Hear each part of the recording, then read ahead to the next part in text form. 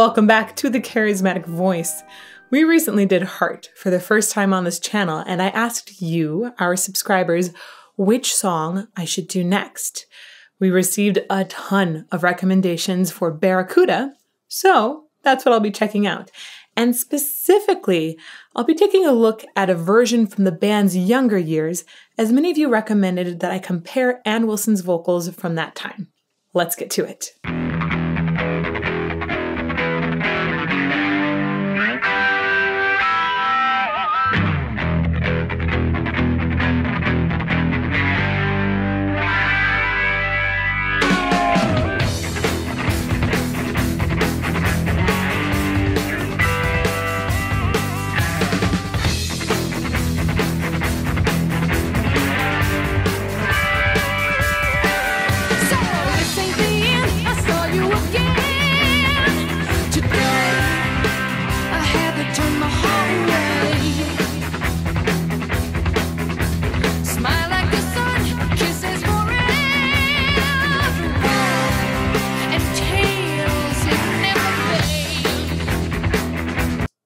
Oh my goodness, she sounds so different. This is crazy. Her voice really got more mellowness and warmth to it as she aged. And here she's singing so much higher. I still hear some of that mellowness, and I hear how it can age into a different, just like a much deeper sound overall. But it's definitely higher at this point. That's not unusual. As women age, the voice goes down in pitch. And for men, it goes down in pitch until a certain age, and then it actually starts to raise back up, which is why grandma and grandpa sound kind of similar on the phone. But I'm going to go back to the beginning. There's something about this beginning that's really cool. I can't put my finger on it. So I'm going to do some analysis.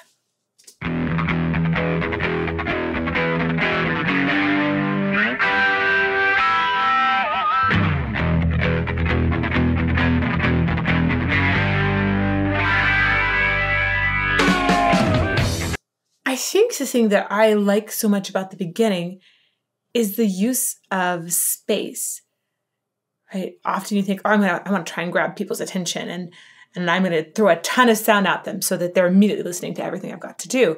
But instead, this gives you a little bit of music that's catchy, and then it gives some space all of a sudden. So you kind of perk up more, like, oh, well, what are they going to do? I think that's a really cool technique.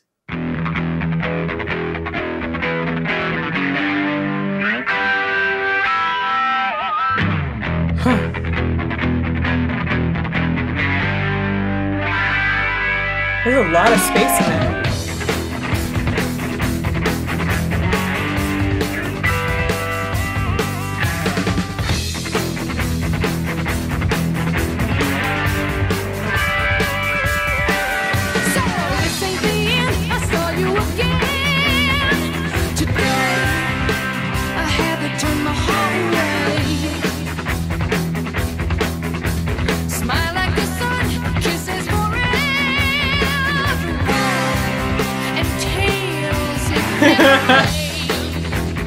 Oh man.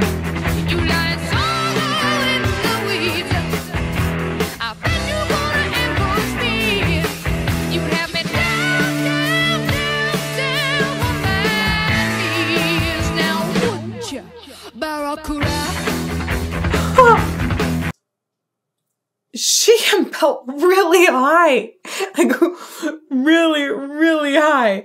I thought the voice was higher at first, and now I'm going like, whoa, wow.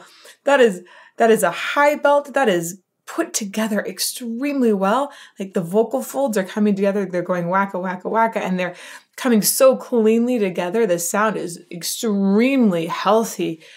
Whoa, okay, one more time.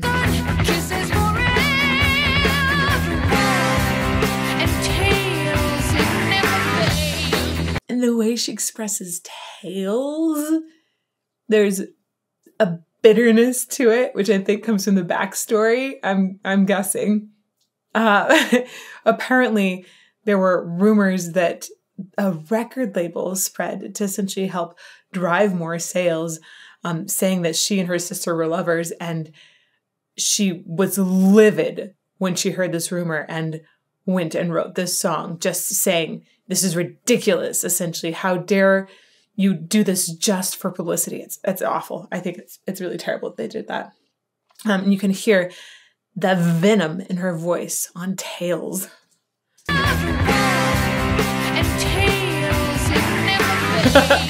Whoa.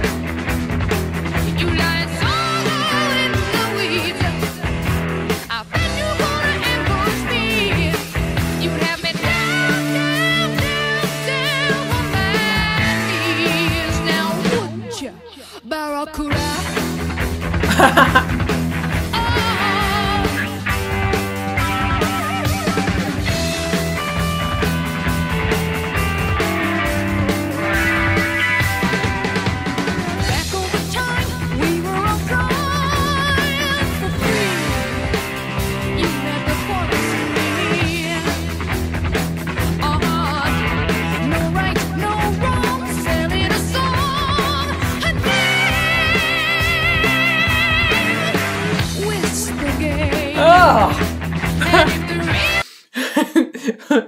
I love her phrasing. And there's, first of all, in the writing of this, in the verses, we don't have really clear square phrasing, right? There's things that are unexpected. It doesn't have a lot of the normal patterns that we're used to hearing in pop music. And I like that. It's very exciting to me. And then I just keep being caught off guard by how good that high belt is every time she goes up to a note. And then this way she paused, and I think it was whisper. I think that was the word. Oh, I'm going to go back and hear it. This is very enjoyable.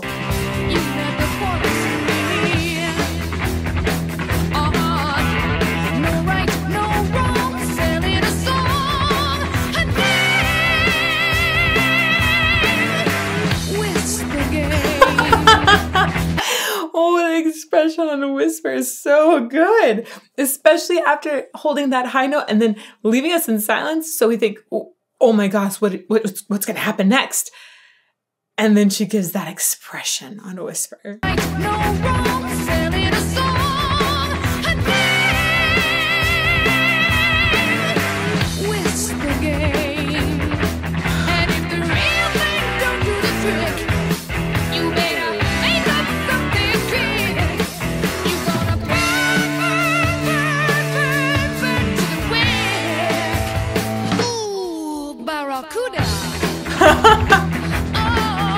It's so fun how she just says Barracuda. You can hear that there's so much backstory behind this song. She's got a message that she is delivering. I don't think I would ever want to cross her. First of all, she just seems like a really cool person, and she's a fantastic singer, right? So why would you do something to bother her? But shame on them for publishing or whispering stories like this. Is horrible. We're going to go back a little bit more. There are a couple other really cool things in here. You better make up something quick. You're gonna burn to the wind. Okay, burn. If you just say the word burn and you try and figure out what kind of vowel you've got going on, you're going that's an R-colored vowel. R-colored vowels are often very persnickety for vocalists to sing, because an sound is not considered a very pretty sound to make. Some vocalists will lean into it for style.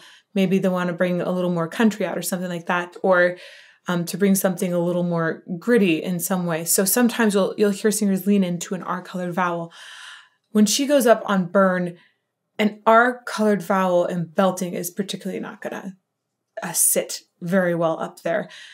And she opens it up more. So she has just the hint of the R coloring, but it's open more. It's like combining a little bit of British English and adding a teensy bit of R. So instead of burn, you go burn, essentially. And just that little hint of R will give us enough of the word while having a really nice tone.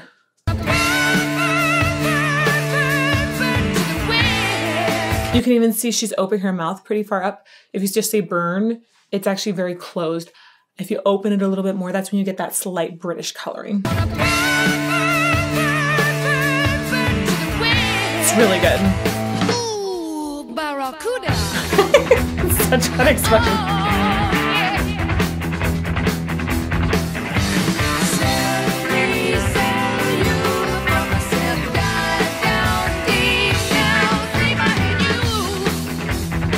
That was really lovely.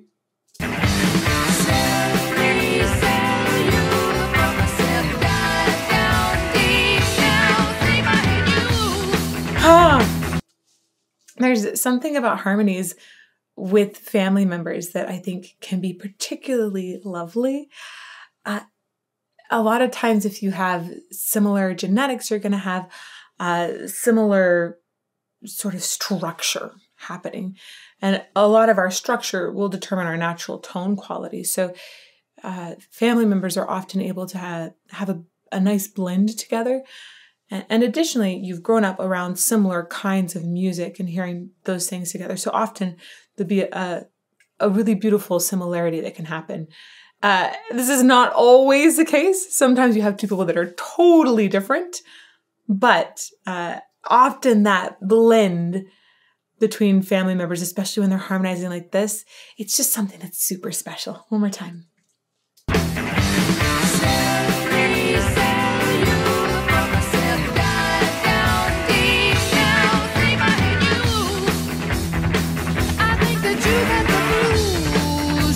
This is so sassy.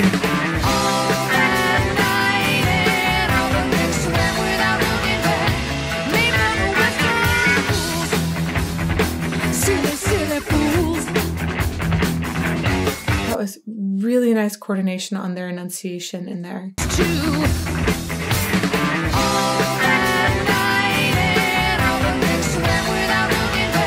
Wow.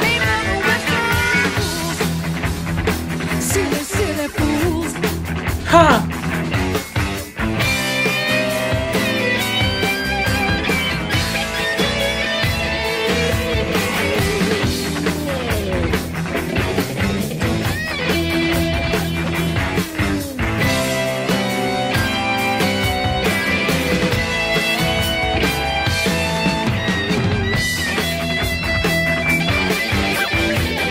Whoa. The subdivision of the rhythms are so interesting in this. It's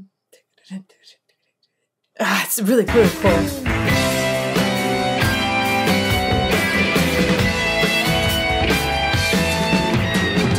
So just in that last part, you've got 1, 2, 3, 1, 2, 3, 1, 2, 3, 1, 2, 3, 1, 2, 1, 2.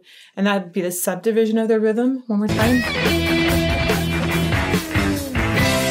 2, 3, 1, 2, 3, 1, 2, 3, 1, 2, 1, 2, 1, 2, 3, 1, 2, 3, 1, 2, 3, 1, 2, 3, 1, 2, 1, 2.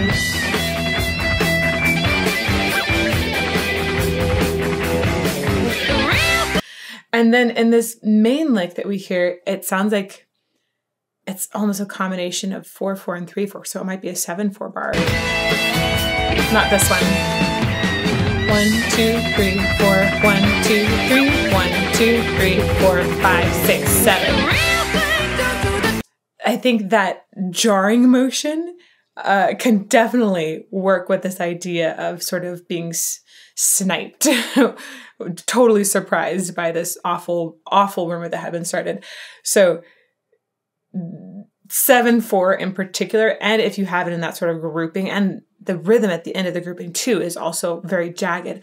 So we often want things to be grouped in 4/4. We're just so used to hearing that. It's called common time, literally, because it's the most common time signature that we've got going on. But instead of having 1, 2, 3, 4, 1, 2, 3, 4, the last one is cut off. So it's cut off after the 3. So it's probably written as a 7/4 instead of 4/4 and 3/4 combined. And that makes us say like, oh, wait, but I feel like I'm missing a beat there. Let's go back just a little bit again. 2, 3, 4, 5, 6, 7, 8.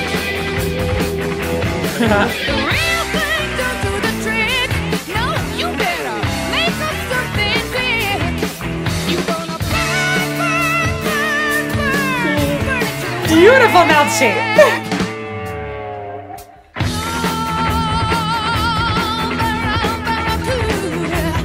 Ooh, I loved that use of vibrato.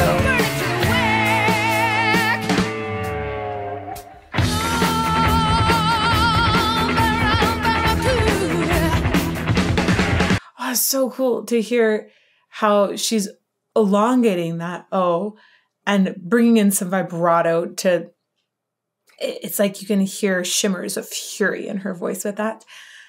And in Barracuda, when she finishes it, she cuts it off very sharply at the end. Barracuda instead of Barracuda, right? That very, very sharp cutoff makes you feel like it's been a bite.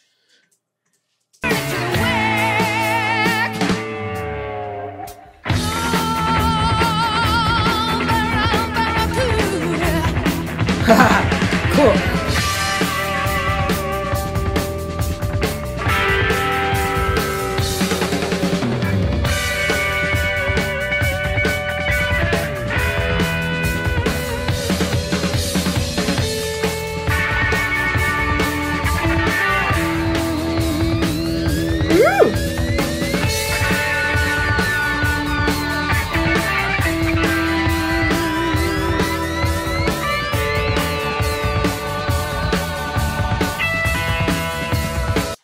That sound is, that sliding sound in there.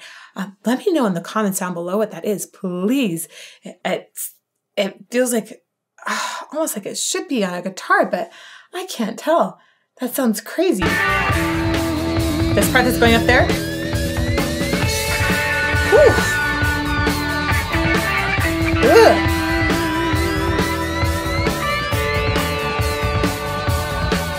Whoa.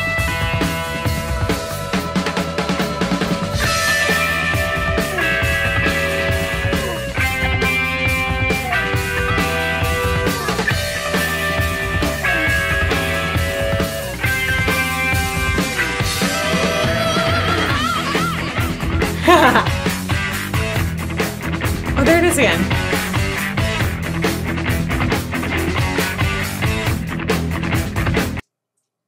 A little more about this riff. This is such a cool riff. So it has essentially 1, 2, 3, 4, ba, ba, ba. It does a syncopated thing that happens. So you have hits right after the beat in that 3/4, the grouping of 3 at the end. So you have really clear 4/4s and then a syncopated rhythm, meaning that the actual jab happens not on top of the beat, but at this halfway point, essentially between the beats. And that makes it feel even more bitey. Let's go back to one more time. This is cool. I like the hovering of this figure.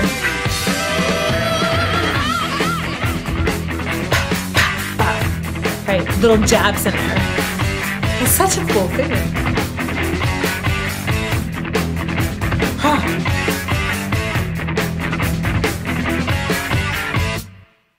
Whoa. You all were totally right. This is perfect for comparing what the younger band sounded like to the band that did the cover of Stairway to Heaven. Her voice has definitely changed, evolved. You can hear so many of the same mannerisms, the way she gives tons of extra detail and lots of emotion, lots of just beautiful, clean belting as well. You hear the smoothness in there, but that voice later just filled out and started to have a lot more depth and warmth in the sound. It's really, really cool to get to hear that contrast. So thank you so much for your recommendations. By the way, if you have not seen that video yet, here is a link to it. It was really, really fun to get to hear them sing the first time in this video live. So I hope I'll see you over there soon.